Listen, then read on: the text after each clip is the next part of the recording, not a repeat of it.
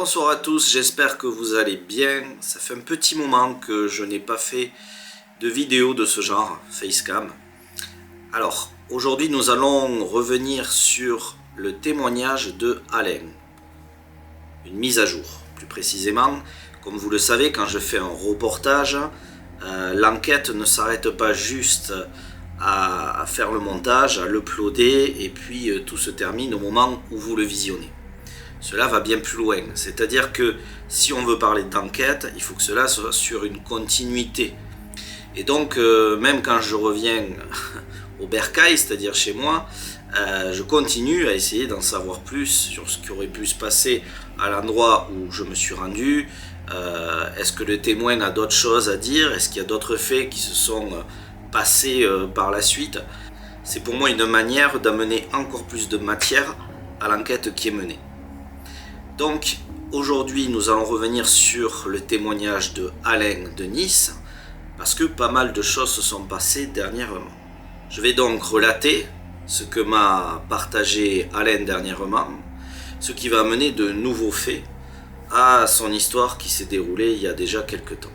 Il y a de cela 6 mois ou 7 mois, d'après ses dires, il est retourné sur le lieu de son observation pour aller à la rencontre de cette dame qui semble résider à l'endroit où Alain a eu son observation et qui n'aurait pas toute sa tête. Il a essayé donc de rentrer en contact avec elle une nouvelle fois. De là, elle lui aurait expliqué qu'elle priait pour lui et pour sa famille. Et il aurait remarqué qu'il y avait des ossements, donc comme si elle faisait des choses avec des ossements. Quoi? Je ne sais pas, lui non plus. Autre fait très troublant qui s'est passé il n'y a pas très longtemps, un ami très proche d'Alain a pu voir cette dame se lever, traverser la route et aller à l'endroit donc où Alain aurait vu cette créature. Ici, elle y aurait déposé des cailloux en cercle avec au milieu un morceau de tissu noir. Ce qui est très étrange dans cette histoire, c'est qu'elle va placer cette sorte de,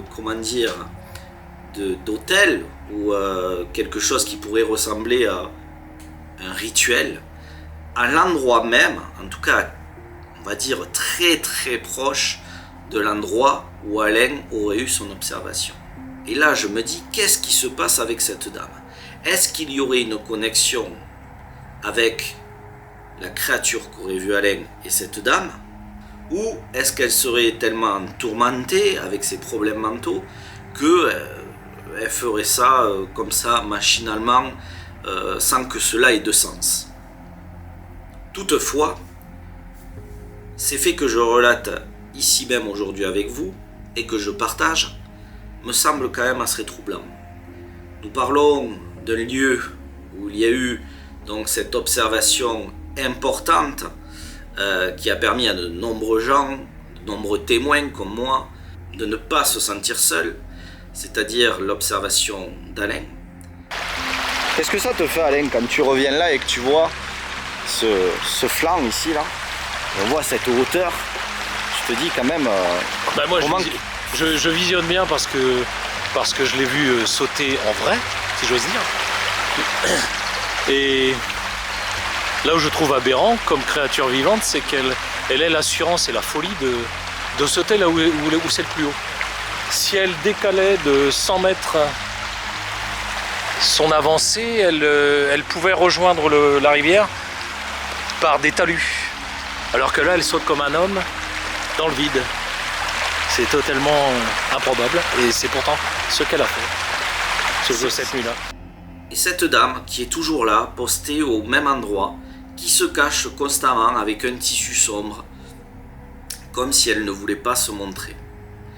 Et là donc elle va poser ces cailloux en forme de cercle, ce morceau de tissu noir, comme une offrande j'ai envie de dire, à l'endroit même où il y a eu donc cette créature qui aura apparu donc devant la voiture d'Alain.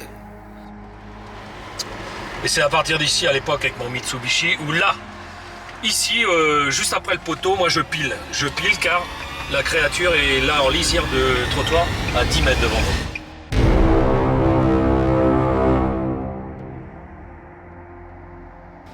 Et elle aura donc ce geste de venir à ma vitre conducteur et ensuite faire un bond sur le muret en biais là-bas, au loin.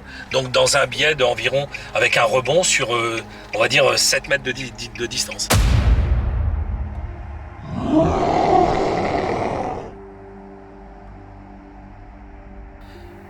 Je sais pas ce que vous en pensez, mais je me devais de faire une vidéo mise à jour, on va dire, sur donc ce cas-là, ce cas d'Alain, parce que je trouve qu'il aurait été dommage de ne pas vous donner ces informations. Car on aura beau se dire que cette dame a des troubles mentaux, ce qui est certain, toutefois cela n'explique pas pourquoi elle agit de cette façon. Comment cela se fait qu'elle aille mettre donc ces pierres, cette offrande de tissu noir et d'autres choses, je crois bien, à l'endroit même où Alain aurait vu cette créature. Sachant qu'elle est au même endroit depuis très longtemps, constamment, est-ce qu'elle n'aurait pas vu aussi quelque chose? Ou est-ce qu'elle serait quelque chose que nous ne savons pas?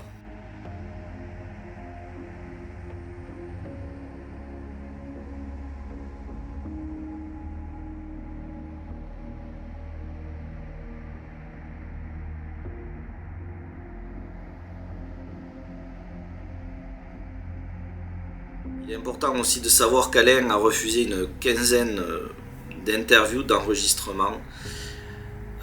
Il ne souhaite plus revenir sur cette affaire, sur son observation. Alors moi, il me partage bien sûr ces informations parce que on est resté en contact, on échange dès qu'on a de nouvelles informations. Mais voilà, pour lui, ça n'y apporte rien de plus. Le fait d'aller témoigner une nouvelle fois de ce qu'il a vu. Pour lui, il ne voit pas en quoi ça serait utile que son témoignage soit sur 3000 chaînes YouTube. Je le remercie beaucoup de me tenir à chaque fois informé de toutes ces éventualités qui peuvent, qui sait, faire avancer l'affaire. En tout cas, voilà ce que je pouvais amener en termes de mise à jour, de nouvelles informations concernant l'affaire d'Alain Denis. J'espère que cela va pouvoir aider à y voir plus clair, ou pas. En tout cas, une chose est sûre, c'est que le mystère est bien présent et que nous sommes loin de tout savoir. Maintenant, à vous de ne pas oublier de rester connecté à ce mystère et je vous dis à très bientôt.